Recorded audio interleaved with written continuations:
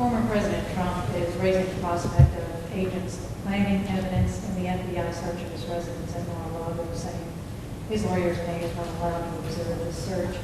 Can you address that, particularly as many of Mr. Trump's supporters online issued so-called call to arms and threats against your agents in light of the search? Well, as I'm sure you can appreciate, that's not something that I can talk about, so I'd refer you to the department. As to the issue of threats, I will say that I'm always concerned about violence and threats of violence against law enforcement, and that is a topic that I have been talking about frequently, including earlier today with law enforcement partners here in Nebraska and yesterday with law enforcement partners in Iowa and Illinois, and any threats made against law enforcement, including the men and women of the FBI, as with any law enforcement agency, are deplorable and dangerous. Thank you. Brian Mastery, WOWT. Good afternoon, Director.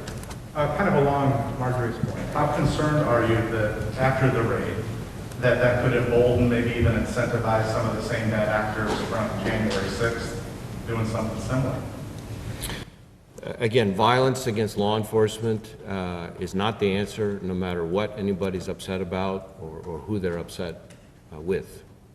And I think we have in this country had over the last few years an alarming rise in violence against law enforcement. Last year, there were 73 law enforcement officers around this country who were killed in the line of duty, as in murdered in the line of duty. That's the highest number since 9/11.